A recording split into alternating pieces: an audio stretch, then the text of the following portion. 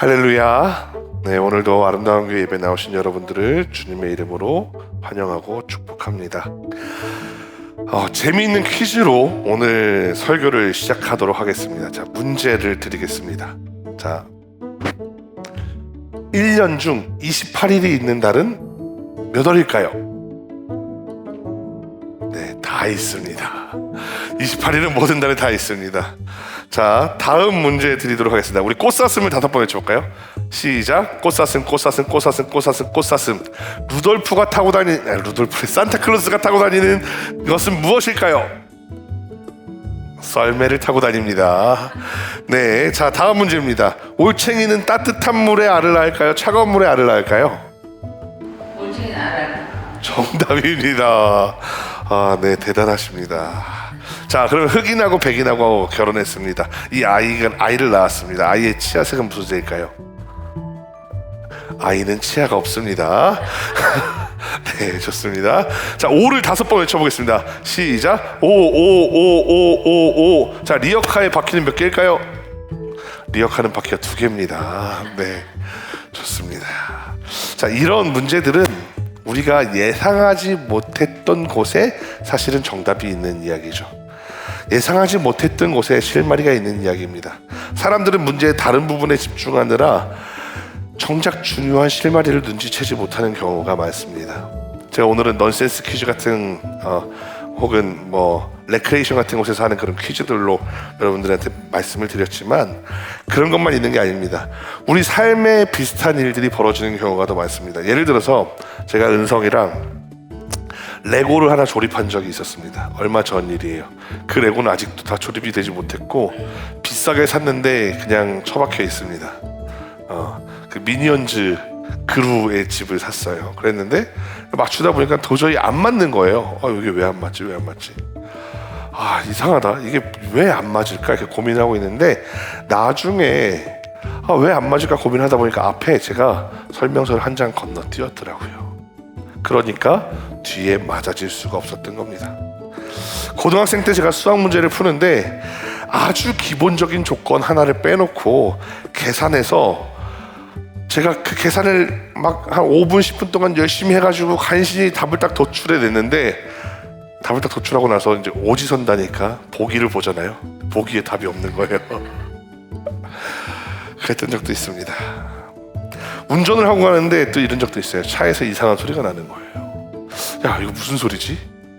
야, 이거 무슨 소리일까? 이상하다. 큰일 났다. 자, 고장난 거 아니야? 신호 걸릴 때마다 휴대폰으로 검색했습니다. 차에서 이상한 소리가 나요. 차에서 탁탁탁탁 소리가 날 때 막 이렇게 검색을 했습니다. 무슨 일이 있었냐면 알고 봤더니 차 문에 그 날아가던 비닐봉투가 끼어서 비닐봉투가 펄럭펄럭이 든 소리였습니다. 제가 몇 년 전에 즐겨보았던 드라마 중에 이상한 변호사 우영우라는 드라마가 있습니다. 근데 이 드라마에서도 비슷한 사건이 등장하는데요. 드라마를 시작하는 1화에서 소개되었던 내용입니다. 한 할머니가 할아버지랑 부부싸움을 하게 되고 부부싸움을 하는 도중에 할아버지가 이렇게 손찌검을 하려고 하니까 할머니가 이렇게 뿌리치는 도중에 자기도 모르게 손에 들고 있던 다리미로 할아버지를 치게 된 겁니다. 할아버지가 맞고 쓰러지고 할머니는 겁에 질려서 119에 신고를 하게 되죠. 이게 신고를 했으니까 이제 사건 접수가 되었고 검사는 이 할머니를 살인 미수의 항목으로 기소를 했습니다. 물론 이 검사는 살인 미수로 기소를 하긴 했지만 이 할머니를 집행유예로 풀어주려고 마음을 먹었습니다. 이 사정을 다 알고 있었기 때문에 아주 유화적인 결론을 낸 겁니다. 그런데 변호사 우영우가 와가지고는 이 사건은 살인 미수로 하면 안 됩니다 이러는 거예요. 그 이제 우영우를 가르쳐 주던 시니어 변호사가 왜 도대체 그렇게 고집부려? 어차피 검사도 지금 집행유예 주려고 하잖아. 이렇게 이야기를 합니다. 우영우가 이렇게 얘기하죠. 이거요, 살인 미수죄 되면은 할아버지 지금 건강이 안 좋으신데 할아버지 돌아가시고 나면 할머니가 할아버지의 재산을 상속받지 못해요. 민법에 그런 조항이 있거든요. 이렇게 이야기하는 겁니다. 우리는 때로는 아주 예상하지 못했던 곳에서 사건의 해결의 실마리를 얻게 되는 경우가 있습니다. 오늘 성경 이야기에서도 그런 비슷한 이야기가 나오는데 오늘 본문은 사실은 사도행전 22장 전체입니다. 오늘 본문에서 바울은 최선을 다해 복음을 전합니다. 그런데 자기가 전혀 예상하지 못했던 방향으로 하나님의 길이 열리는 체험을 하게 됩니다.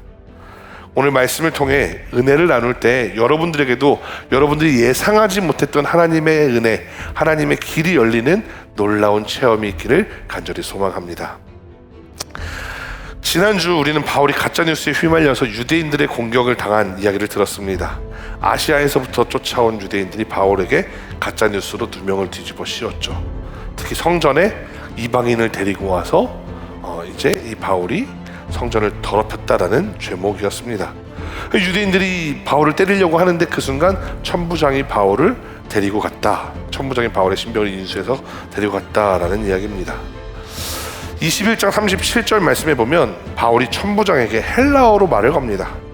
39절 말씀에 백성들에게 발언할 기회를 달라라고 말합니다.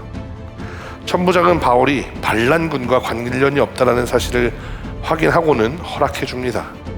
그리고 이제 오늘 말씀에서 유대인들이 알아들을 수 있도록 이번에는 히브리어로 말을 하기 시작합니다. 천부장에게는 헬라어로, 유대인들에게는 히브리어로 말을 합니다. 그 내용은 바울의 일대기였습니다. 이제 1절부터 21절의 내용을 제가 간략하게 우리가 말하기 편한 구어체로 제가 설명을 드리면 이런 겁니다. 야, 나는 길리기아 다소 출신의 유대인이야. 예루살렘에 와서 랍비 가말리엘한테서 공부했어. 너희들과 마찬가지로 나도 하나님에 대한 열심이 있었어. 내가 얼마나 열심히 했는지 증인이 있는데 그게 누군지 알아?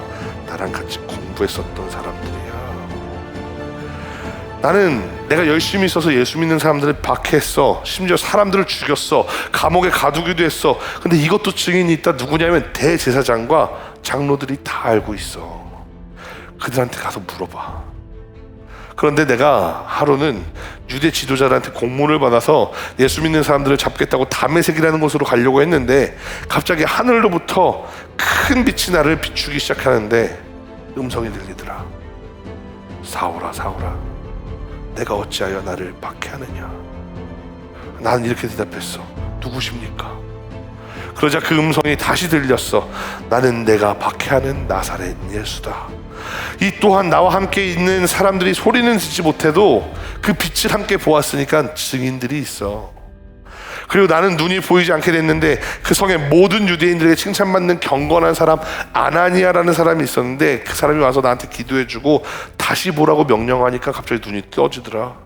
그리고 아나니아는 계속해서 나한테 기도해 주는데 하나님이 나를 택하사 많은 사람들 앞에서 하나님의 증인, 내가 보고 들은 것의 증인이 되어야 된다라고 말해 주었어 라고 이야기하는 겁니다. 계속해서 바울은 또 이야기합니다. 예루살렘에 와서 또 내가 기도하는데 환상 중에 예수님이 나타나 또 말씀하셨어. 유대인들은 너의 증언을 듣지 않을 것이다. 그래서 내가 이렇게 얘기했지. 나는 예수님 믿던 사람들 가두기도 하고 스데반의 죽음에도 관여했고, 이런 내가 말하면 그래도 듣지 않을까요? 라고 주장했는데 예수님은 이방인에게 복음을 전하라고 말했어 라고 바울이 설교하는 겁니다. 지금 제가 말씀드렸던 내용이 22장 1절부터 21절의 내용을 구어체로 바꾼 내용입니다. 이 장면은 우리가 이미 사도행전 9장을 나눌 때 이야기를 나눴었고요. 사도 바울의 회심이라는 사건으로 아주 기독교의 유명한 장면입니다. 그런데 이 장면은 사도 바울의 단순한 회심 이야기가 아닙니다. 바울이 주여 누구십니까? 라고 고백하도록 만든 그 음성의 주인공은 부활하신 예수님이고 살아계신 주님이라는 신앙 고백이었고요. 그리고 그 주님은 바울에게 단순히 너 한 사람만 회개하고 끝나는 것이 아니라 이방인을 위한 복음의 사명을 위임하셨다라는 이야기가 되는 겁니다. 그래서 이 말씀은 바울이 자신의 간증을 매개로 한 복음의 핵심과 자신의 사명, 즉 부활하신 주님에 대한 내용과 이방인 전도를 잘 설명한 내용이라고 할 수 있습니다. 그러나 오늘은 다른 측면에서 오늘 이 말씀을 살펴보고자 합니다. 바울의 이 말은 아주 감동적입니다. 또 한편으로는 매우 전략적이라고 할 수 있습니다. 천부장에게는 유창한 헬라어로 말했고 유대인들에게는 히브리어로 말했습니다. 21장 37절에서 천부장은 헬라어를 듣고 놀랍니다. 야, 너 헬라어도 할 줄 알아? 이 말은 질문이 아니라 감탄입니다. 22장 2절에는 바울이 히브리어로 말하는 것을 듣고는 분개했던 회중들이 갑자기 조용히 바울의 말을 경청했다고 말합니다. 이 표현들로 미루어 짐작하건대 바울은 매우 뛰어난 웅변 전략을 가지고 있었다라고 할 수 있겠습니다. 우리는 전에도 이런 본문을 나눈 적이 있습니다. 제가 지난 1월 12일 청바지를 입은 복음이라는 설교를 할 때 이런 표현을 사용했습니다. 바울은 듣는 사람에게 있어서는 최적의 방법을 선택했습니다. 상대방이 유대인일 때는 유대인의 방식으로, 상대방이 그리스 아테네일 사람일 때는 또 그리스 철학의 방식으로 복음을 전했습니다 라고 설교했습니다. 바울은 이런 전략을 자주 사용했죠. 저는 이 모습을 두고 바울의 지혜라고 설명했습니다. 저만 이렇게 이야기하는 게 아니라 많은 목사님들이 바울을 보면서 바울이 뛰어나다라고 말하는 데에는 바울이 그 듣는 사람들이 누구냐에 따라서 메시지를 아주 잘 전했기 때문입니다. 그런데 오늘 본문에서 이 전략이 산산조각이 납니다. 그것은 단 한마디의 말 때문이었는데 그 포인트가 조금 이상합니다. 예수님을 간증할 때는 괜찮았습니다. 조용히 듣고 있었던 이 사람들이 그런데 이방인에게 보냄받았다라고 말하는 순간 갑자기 폭발하기 시작한 겁니다. 8절 말씀에서 바울은 예수님이 신적인 모습으로 소개합니다. 바울은 계속해서 예수님을 주님이라고, 로드, 그러니까 우리가 제왕이라는 표현으로, 나의 주인이라는 표현으로 사용합니다. 더구나 16절 말씀에서 주의 이름을 불러 세례를 받고 죄 씻으라 라는 말을 합니다.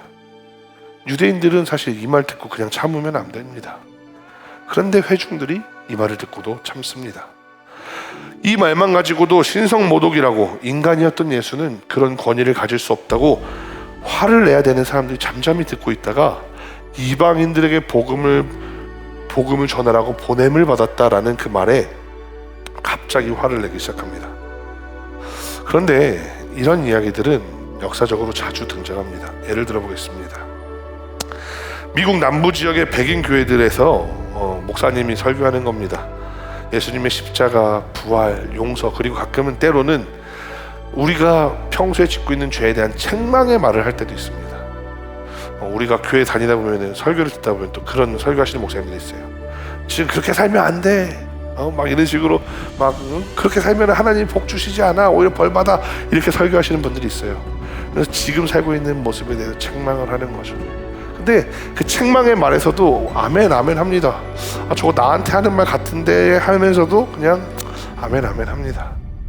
그런데 이 백인 교회에 무슨 일이 벌어지냐면, 흑인 아이들이 백인 교회에 들어오려고 그러면 문을 걸어 잠그는 거예요. 자신들의 행위가 방금 들은 설교 내용과 배치됨에도 불구하고 그 흑인 아이를, 나의 문화적 경제적 특권, 이 차별을 그냥 계속 존속시키려고 하는 거예요. 심지어 나한테 책망할 때는 그냥 아멘 아멘 하고 들었어요. 심지어 눈물 흘리면서 회개하면서 들었어요. 그랬는데 나와 다른 저 사람들이 우리 교회로 들어오려고 할 때 폭력적으로 반응하는 겁니다. 지난번에 제가 오후 예배 때 한번 설명드린 적이 있는데요, 독일의 나치 체제에서 많은 교회와 많은 목사님들이 침묵하기도 했고, 심지어 드물게는 동조한 분들도 있었습니다. 히틀러를 옹호하고 찬양하려 했던 사람들도 있었습니다. 오늘날 한국 사회에서도 극단적인 교회나 극단적인 발언을 쏟아내는 목사님들이 있는 것도 비슷한 맥락이고, 언제나 그래 왔으니까 이제 이걸 잘 지혜롭게 헤쳐나가야 된다라고 말씀드렸습니다. 예수님의 사랑을 가르치는 것에는 동의합니다. 그러나 사랑으로 말미암아 내가 차별하고 싶었던 사랑까지도, 내가 차별하고 싶었던 그 대상까지도 사랑하라고 말하면 분노하는 것이 사람들입니다. 나치를 좋아하던 독일의 일부 교회 지도자들이 유대인들의 죽음을 보면서 예수님을 십자가에 못 박았던 사람들이 그 후예이니까 당연한 거다라고 주장했던 것처럼 말입니다. 근데 우리는 그렇지 않을까요? 오늘날 우리는 괜찮을까요? 저는 사실 이 설교 아이디어를 며칠 전에, 원래 이 설교를 한 2주 전에 주제를 다 정해놨었는데 엊그저께 주제를 바꿨거든요. 저희 아내랑 제가 은성이가 잠들고 나서 그날 유독 좀 일찍 잤길래 우리 영화 한 편 볼까? 이러고 TV를 틀었습니다. 넷플릭스를 틀어놓고 영화 한 편 보자 이러고 넷플릭스에 있는 계시록이라는 영화를 틀었습니다. 그리고는 그 영화의 초반 5분만 보고 우리 이제 이거 그만 보자 하고 그 TV를 끄게 되었습니다. 왜냐하면 그 영화 초반 5분에 저희들의 마음에 굉장한 찝찝함이 있었기 때문입니다. 그 영화를 끄고 나서는 저희 아내가 저한테 그 찝찝함을 툭 건들더라고요.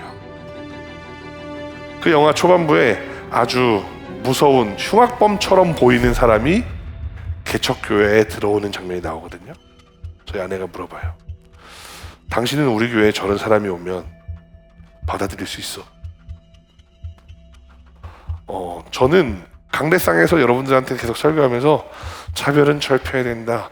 하나님은 누구나 사랑하신다. 죄인일지라도 하나님은 모두를 사랑하신다라고 설교를 했는데 저희 아내의 그 말에 대답할 자신이 없는 거예요. 그래서 센 척을 했어요. 저런 사람들은 자기보다 약한 사람만 건드려. 근데 우리 교회에는 기가 약한 사람이 없어. 괜찮을 거야. 이렇게 그냥 얘기를 하고 우스갯소리처럼 하고 넘겼습니다. 오늘 본문의 유대인들의 모습도 이와 같습니다. 예수님이 하나님의 아들이다, 신적인 그런 능력이 있다는 그런 묘사에 대해서는 잠잠했습니다. 신성모독이라 해도 반응하지 않았습니다. 그런데 이방인에게 복음을 전하라 하는 그 특권을 무너뜨리는 경계를 허무는 그 일에 이들은 화를 내기 시작했습니다. 세상에서 없애버리자고, 바울을 살려두지 말자고 험악한 소리를 내뱉습니다. 예루살렘에는 로마의 천부장이 있었습니다. 천부장이 있다는 말은 최소한 로마 군인 1000명이 여기 주둔하고 있다는 뜻이죠. 그런데다가 그 로마 군인 1000명이 지금 바울의 신병을 가지고 있는 상황에서 막 폭동이 일어나려는 것처럼 보이는 겁니다. 그러니까 이 사람들의 분노가 얼마나 심했는지 예측해 볼 수 있습니다. 천부장은 바울을 끌고 영내로 들어갑니다. 그리고 왜 이런 폭동이 일어났는지 알고자 하여 부하에게 야 바울을 채찍질해서 이 폭동이 왜 일어났는지 알아내봐 라고 이야기합니다. 아마도 이 천부장이나 로마 군인들 중에 히브리어를 잘 못해서 바울이 히브리어로 설명하는 것을 잘 못 알아들었을 수도 있습니다. 그러나 한 가지 확실한 것은 정말로 지금 폭동이 왜 일어나는지 궁금하면 바울을 신문하는 것도 중요하지만 폭동을 일으키려고 하는 그 사람들한테 왜 화났냐고 물어봐야 돼요. 오늘따라 저희 아내와 저희 아이 이야기를 많이 하게 되는데 며칠 전에 이제 저희 아이가 아침에 일찍 일어나서 엄마랑 이렇게 장난을 치고 놀고 싶은데 엄마가 막 비몽사몽간에 대답을 이상하게 하는 거예요. 그러니까 아이가 막 화를 내고 짜증을 냅니다. 엄마는 그것도 모르냐고. 그러니까 엄마가 지겠어요? 엄마는 지는 사람이 아니죠. 같이 화를 냅니다. 야 내가 지금 졸려 죽겠는데 막 이러면서 막 화를 냅니다. 그러니까 아이는 뾰루퉁해져가지고 혼자 거실에 나가서 서 있더라고요. 저도 잠이 안 깼는데 덜 깼는데 그대로 나가가지고 이제 나 잠이 덜 깼는데 아내한테 먼저 물어봤어요. 왜 그래? 그랬더니 아니 제가 지금 놀아달라 했고 놀아주는데 내가 빈몽사몽 잠깐 말을 좀 이상하게 했다고 뭐라고 하잖아 막 이러는 거예요. 이제 아이한테 갔습니다. 아들 왜 그래? 엄마랑 놀고 싶은데 엄마가 나한테 집중을 안 해줘. 잠 맞자 이러는 거예요. 그러니까 양쪽 이야기를 다 들어야 그 상황을 파악할 수 있는 거죠.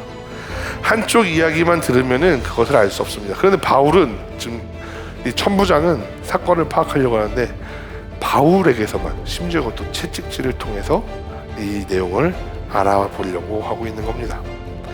천부장의 명령을 들은 백부장은 바울을 때리려고 가죽줄로 바울을 묶습니다. 21장 말씀 우리가 나눌 때 아가보 선지자가 손발에 가죽끈을 묶은 다음에 야 너 이렇게 포박당할 거야 라고 했던 그 모습이었는지도 모릅니다. 백부장이 이제 때리려고 채찍을 가져와서 채찍을 딱 휘두르려고 하는데 바울이 그 순간 말을 합니다. 야 나 로마 시민이야. 내 죄가 뭔지 정확하게 밝혀지지도 않았는데 채찍질을 해? 이렇게 이야기를 하는 겁니다. 당시 로마에는 아우구스도 칙령이라는 법이 있었습니다. 그 중에서도 형법 부분은 발레리안과 포르시안법이라는 또 다른 법에 의해 엄격하게 규정되어 있습니다. 그러니까 우리로 따지면은 대한민국 법전이 있는데 그 중에서 형법이라는 게 있고 그 형법이 발레리안과 포르시안법이라는 제목으로 되어 있는 거죠. 그 법을 보면은 오늘 바울이 처한 상황은 불법적인 상황입니다. 로마 시민을 처벌하기 위해서는 먼저 법정에 고소해야 합니다. 법정에서 엄격한 재판 과정을 통해 범죄가 확정된 후에 형벌을 가할 수 있습니다. 재판의 과정도 지금 2000년 전이라는 것을 생각하면 합리적입니다. 왜냐하면 이런 식이에요. 정식으로 고소가 상정되면 로마 행정관과 고문단 앞에서, 그러니까 지금 뭐 요즘으로 따지면 배심원단 같은 거죠. 공청회 형태의 재판을 거치게 됩니다. 그래서 그 재판은 행정관과 고문단, 배심원들이 납득할 만한 결과가 나와야 이게 범죄로 인정이 된다는 거죠. 재판 전체에서 범죄 사실이 입증되고 형이 확정되면 그제서야 로마 시민도 형벌을 받게 돼요. 채찍질을 당할 수 있다는 겁니다. 만약 이 법을 어기고 그냥 채찍을 가져다 치면 오히려 채찍을 치라고 명한 사람이 벌을 받게 되는 겁니다. 더 나아가서 줄리아법이라는 법도 있습니다. 이 법은 항소법이라고 할 수 있습니다. 요즘으로 따지면 뭐 요즘에도 우리가 뉴스에서 뭐 어떤 법을 뭐 항소했네, 뭐 어떤 사건에 이렇게 결과가 나왔는데 검찰이 항소했고 뭐 피해자가 항소했네, 뭐 이런 뉴스 보잖아요. 똑같은 건데요. 이 항소를 마칠 때까지는 용의자를 범법자로 취급하지 않는다라는 내용이 포함되어 있습니다. 우리로 따지면 무죄 추정의 원칙이 포함되어 있는 거죠. 그러니까 이 줄리아법은 항소법과 무죄 추정의 원칙의 법이라고 생각하시면 쉽습니다. 그런데 오늘 본문에서 바울은 기소되지도 않았고 재판받지도 않았고 항소의 기회도 없었습니다. 근데 채찍을 맞을 상황에 놓인 겁니다. 바울은 전도여행을 하면서 이런 경험을 한 적이 있습니다. 사도행전 16장에서 이미 바울과 실라는 에베소에서 비슷한 일을 당했습니다. 귀신 들린 여종에게서 귀신을 내쫓아 주었다가 여종의 주인이 바울을 고소해서 채찍에 맞은 적이 있습니다. 발에 착고가 차여서 제가 막 이렇게 발을 막 이렇게 최대한 찢어가지고 거기다가 나무로 착고를 채운다라고 설명을 드렸었는데 감옥에 갇히게 된 겁니다. 그런데 그때 당시에는 왜 바울이 이 얘기를 먼저 하지 않았는지 저희는 알 수 없습니다만 뭐 예측해 보기로는 처음 당하는 일이어서 바울이 당황해서 나 로마인이야 라고 말을 못했을 수도 있고요. 아니면 하나님의 계획 때문에 감옥을 지키는 간수를 구원하기 위한 하나님의 계획 때문에 바울이 말을 하지 않았을 수도 있고요. 또 한편으로는 바울이 아예 말할 기회조차 없었을 수도 있습니다. 근데 어찌됐건 오늘은 매를 맞기 전에 바울이 문제를 제기합니다. 나는 로마 시민이야. 나한테 이렇게 하는 건 불법이야. 나 죄가 확정될 때까지 매 맞지 않아도 돼. 그건 내 권리야. 이 말을 들은 백부장은 채찍을 때리는 것을 중지하고 천부장한테 가서 이 사실을 알립니다. 천부장은 와서 바울에게 로마 시민권을 확인합니다. 로마 시민권은 매우 중요한 권리였습니다. 로마 시민권을 부여받을 수 있는 사람은 처음부터 로마 시민으로 태어난 사람이거나 아니면 정부의 고위층에 진출한 사람 또는 로마 제국에 큰 지대한 공헌을 했던 사람들이었습니다. 물론 편법으로 로마 제국이나 지방의 행정관에게 뇌물을 주고 이 시민권을 살 수도 있었습니다. 특히 오늘 본문의 이 시점의 황제였던 글라우디오 황제 때 그 일들이 만연했습니다. 심지어 황후였던 메살리나라는 사람이 로마 시민권을 파는 일에 뛰어들어서 그 로마 시민권을 판 돈을 가지고 사치를 부렸다라는 일이 전해지기도 합니다. 그런데 오늘 본문에 등장하는 천부장의 이름이 23장 26절에 등장합니다. 그 이름은 글라우디오 루시아입니다. 글라우디오 루시아는 매우 비싼 금액을 주고 시민권을 획득했습니다. 그 성씨가 글라우디오 황제의 이름이었던 것을 감안하면 글라우디오 황제 치하에서 어쩌면 황후였던 메살리나에게 시민권을 산 사람일 수도 있습니다. 그런 이유로 황제의 이름을 자신의 성으로 부여받았을 수도 있다라고 상상할 수도 있습니다. 로마 시민이 되면 시민권 증서를 받게 됩니다. 우리로 따지면 신분증 같은 거죠. 그리고 그들의 이름은 로마에 있는 35 종족의 명단에 기록됩니다. 그러니까 족보가 생기는 거죠. 그리고 그 족보는 나라에서 관리하는 거고요. 심지어 그들이 거주하고 있는 지방의 그 도시의 행정부의 문서에도 기록이 됩니다.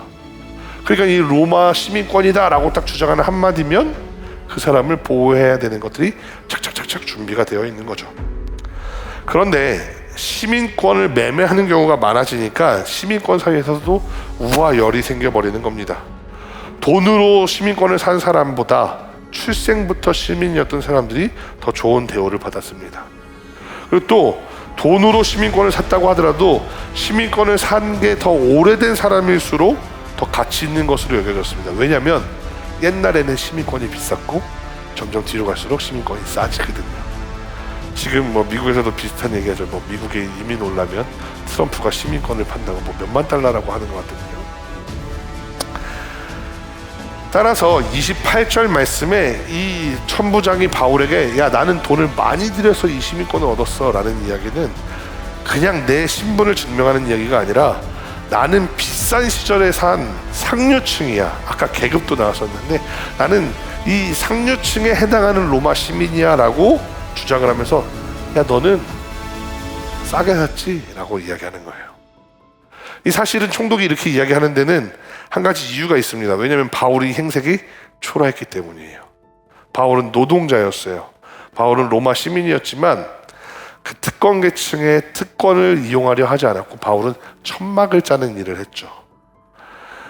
고린도에서 천막을 짜는 그 이야기를 지난번에 다룬 적이 있습니다. 그리고 또 바울이 예루살렘에 부조를 전달하려고 했어요. 예루살렘에 어려움이 있다고 하니까 돈을 모아서 전달하려고 하는데 바울이 전달하는 건 거고 내 건 내 거지 하고 막 자기가 막 명품 옷을 입고 다니고 사치를 부리고 다니고 이랬겠습니까? 그게 아니에요. 그러니까 바울이 행색이 초라해 보이니까 이 천부장이 야 바울 너는 싼 시절에 시민권 샀지? 너 온 재산 들여서 시민권 사고 너 지금 빈털털이구나 이런 식으로 이야기하는 겁니다. 근데 이 내용이 참 황당하죠. 방금 유대인들은 이방인들과 선을 그으려고 했는데 또 이방인이었던 로마 사람은 시민권을 가지고 사람 급을 나누려고 하고 있는 이야기입니다. 그런데 여기서 예상치 못한 일이 하나 생깁니다. 바울이 로마 시민권의 최상위에 해당하는 날 때부터 로마 시민이었다라는 점입니다. 결국 이것 때문에 주변 사람들은 다 물러갑니다. 이 천부장도 바울을 건드리는 것에 대해서 겁을 내기 시작합니다. 오히려 두려워하죠. 그리고 30절 말씀부터 정식 재판의 절차를 밟게 됩니다. 제가 지난 2월 23일 하나님은 왜 돌아가게 하실까라는 설교에서 바울은 원래 로마로 가고 싶어 했던 것 같습니다 라고 설명을 드렸습니다. 그런데 바울은 로마로 가고 싶었지만 자신의 바람, 자신의 계획이 아니라 하나님의 계획, 교회의 필요에 따라 순종했다라고 말씀드렸습니다. 그리고 바울은 이제 예루살렘에 오게 되었습니다. 예루살렘에 오면서 어쩌면 바울은 로마로 가고 싶었던 그 마음을 단념했을지도 모릅니다. 특히나 오는 길에 20장 말씀에 보면 성령이 예루살렘에 가면 야 환란이 기다린다라고 말해주기도 했습니다. 21장에서는 제자들이 말리기도 했고 손발이 묶여 포박당할 거라고 알려주는 아가보 예언자도 있었습니다. 바울은 로마로 가기는 그런 것 같아. 어쩌면 이 예루살렘이 나의 복음의 여정의 끝이 될지도 몰라라는 의심을 했을지도 모릅니다. 그런데 상황은 반전됩니다. 예상치도 못했던 해결의 실마리로 상황은 전혀 달라집니다. 예루살렘에 천부장이 주둔해 있었고 예루살렘의 핍박으로 인해 로마 군인들을 만나게 됩니다. 그리고 그들에게 로마 시민권에 의한 재판을 받을 기회를 얻게 됩니다. 결국 바울의 로마행은 오늘 이 천부장에게 나 로마 시민이야 라고 주장하는 그 순간 결정이 된 거나 다름없습니다. 아니면 오히려 3년 전에 예루살렘에서 반란이 일어나서 로마 군이 여기에 주둔하고 있을 때부터 이미 결정된 것일지도 모릅니다. 아니면 줄리아법이라는 것이 만들어졌을 때부터 바울은 로마에 갈 수 있도록 예비된 것일지도 모릅니다. 만약 바울의 조상이 로마 시민권을 획득하지 못했다면, 만약 51년에 예루살렘에서 반란이 없었다면, 만약 이집트 출신의 반란 주동자가 4,000명을 이끌고 광야로 잠적해서 어쩔 수 없이 그것을 진압하기 위해 로마 천부장이 예루살렘에 주둔해 있지 않았다면, 또 지난주에 나눴던 말씀이죠. 야고보와 바울이 계획했던 대로 바울의 오해가 그냥 풀어져 버렸다면 어쩌면 바울은 로마로 가지 못했을지도 모릅니다. 이 스텝들이 하나라도 꼬였다면 바울은 로마로 갈 수 없었을 겁니다. 이런 걸 말하는 요즘 용어가 있죠. 바로 떡밥 회수입니다. 19장에서 로마로 가고 싶었던 바울의 기도를 하나님은 흘려듣지 않으셨습니다. 오히려 바울이 전도 여행을 통해 로마를 그냥 갔다면 황제를 만나지 못했을지도 모릅니다. 그러나 하나님은 바울의 기도를 들으셨습니다. 자신의 바램이나 소망을 뒤로하고 하나님의 명령에 충성했던 바울의 기도를 이제 들어주기 위해 하나님이 움직이기 시작했습니다. 이것은 단지 바울의 개인의 위기와 기회가 아닙니다. 루가는 사도행전 전체를 통해 복음이 예루살렘에서부터 시작되어 유대와 사마리아 땅끝 로마까지 확장되어 가는 과정을 보여주는데, 그 거대한 여정에 하나님이 일하고 계시다라는 겁니다. 정리해보면 바울은 자신이 준비한 말로, 자신의 계획으로 군중을 설득하려 했습니다. 그러나 그 말을 군중들은 듣지 않았습니다. 유대인들은 이방인들을 차별하려고 들었고, 천부장은 로마 시민권을 가지고 급을 나누려고 했습니다. 진리는 사람들이 외면했고 복음은 듣지 않았습니다.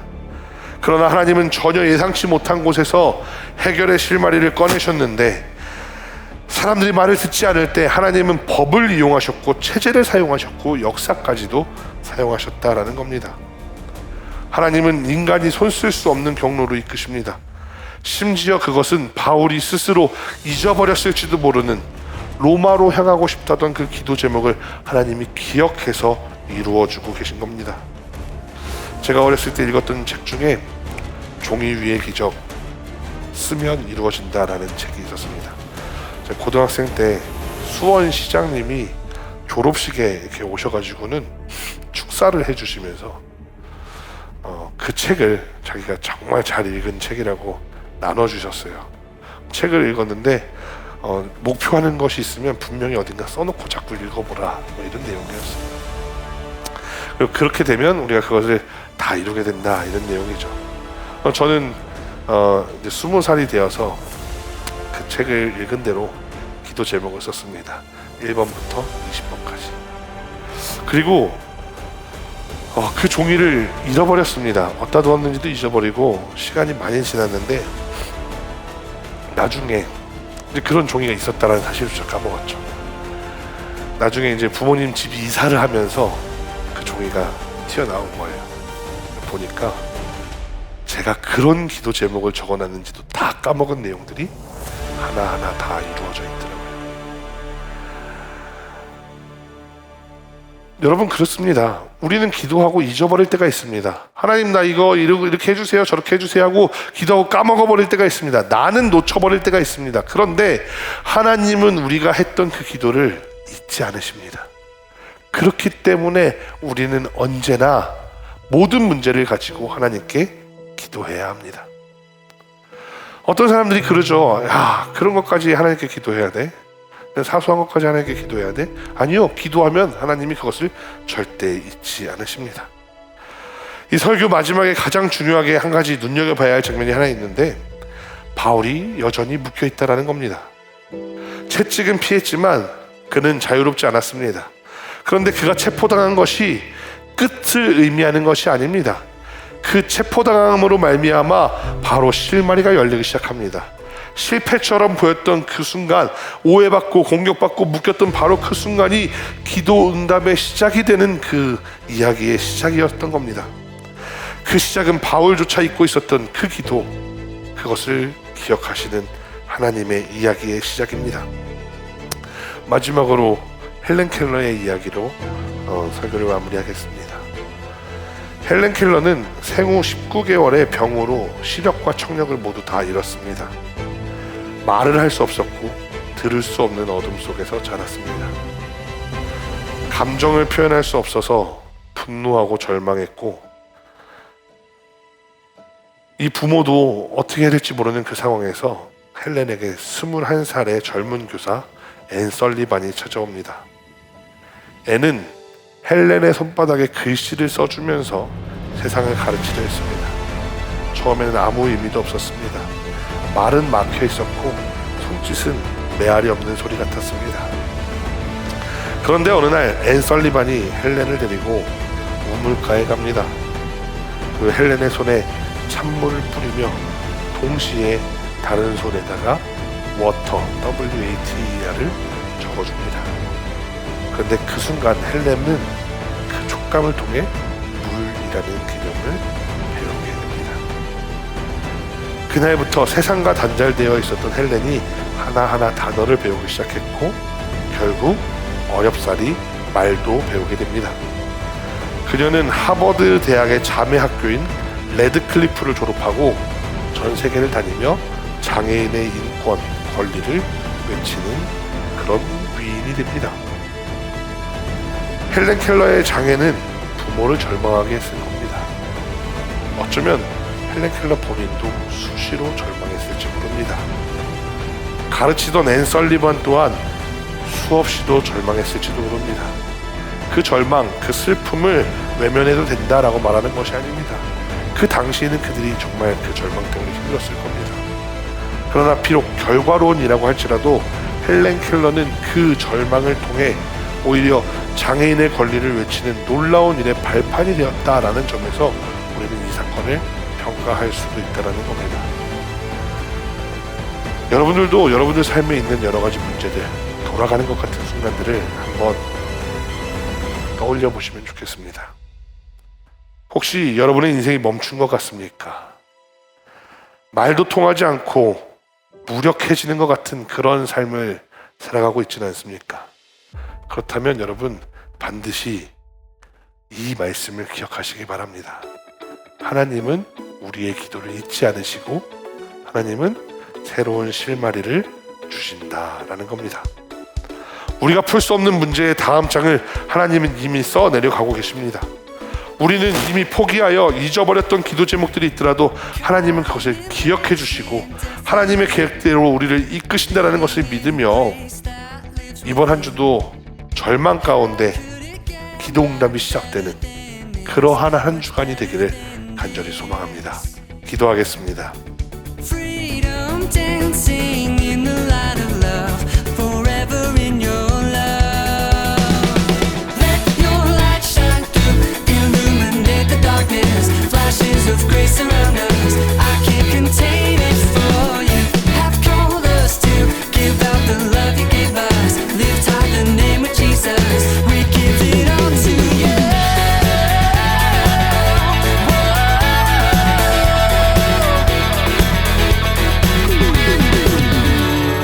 Radiant life poured out for us, love freely spilled upon the cross. How could it get much better than this? Much better than this. Vindicated in a steady blaze of light, forever in your light. Let your light shine through, illuminate the darkness. Flashes of grace around us, I can't contain it for you. Have called us to give out the love you gave us. Lift high the name of Jesus, we give it all to you.